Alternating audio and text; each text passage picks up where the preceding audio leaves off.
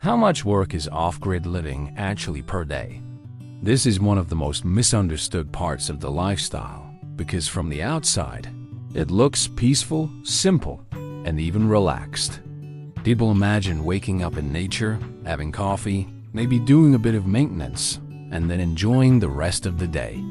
And while there are moments like that, the reality is much more structured, much more active, and often more demanding than expected.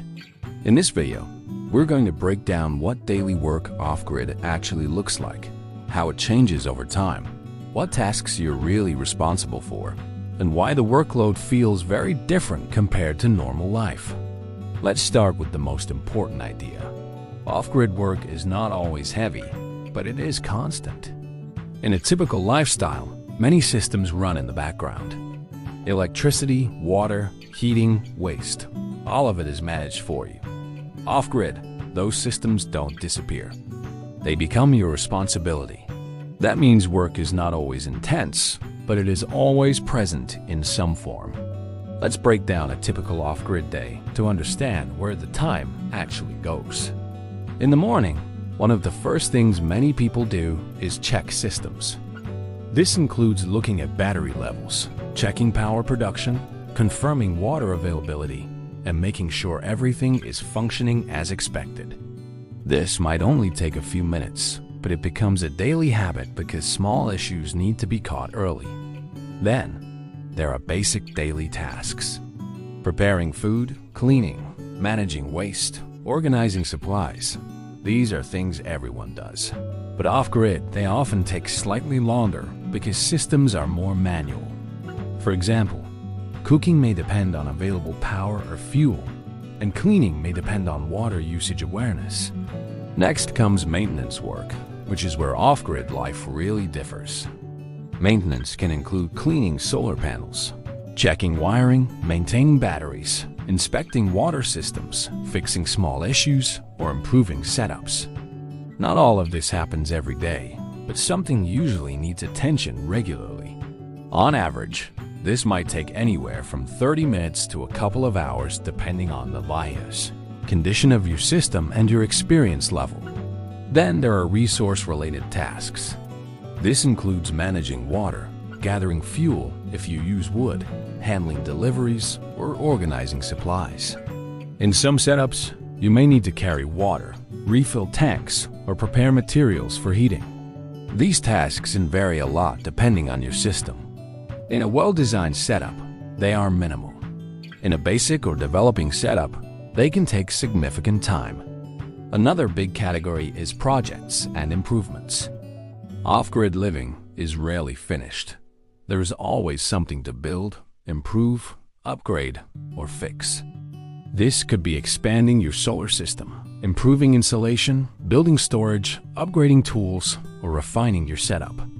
This is where a lot of time goes, especially in the first year. Many people spend several hours a day working on projects during the early stages. Let's talk about seasonal variation, because this changes everything. In summer, work may focus more on building, organizing, and preparing. Days are longer, weather is better, and energy production is higher. In winter, work shifts toward maintenance, survival tasks, and system management. You may spend more time managing heat, dealing with reduced solar production, and handling weather-related challenges.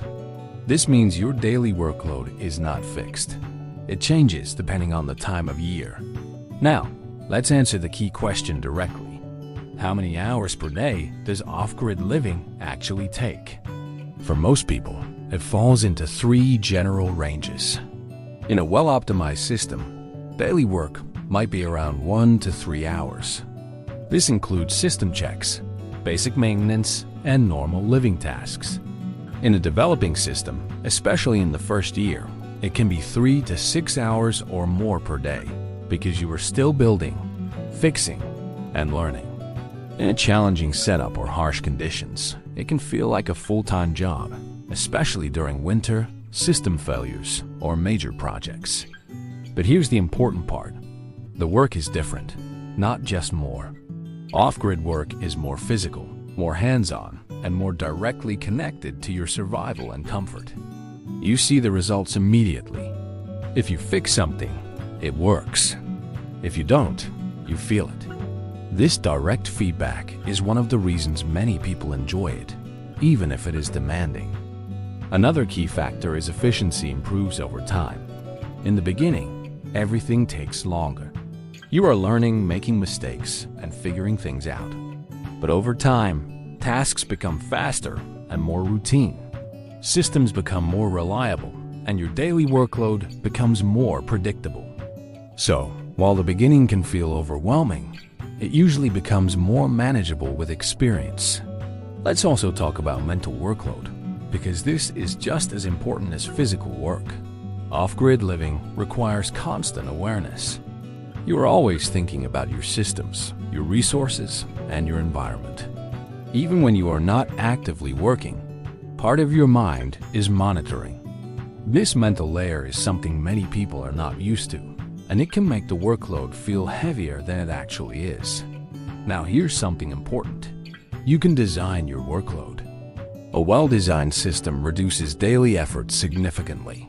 Better storage, automation, efficient layouts, and reliable equipment all reduce the amount of work required.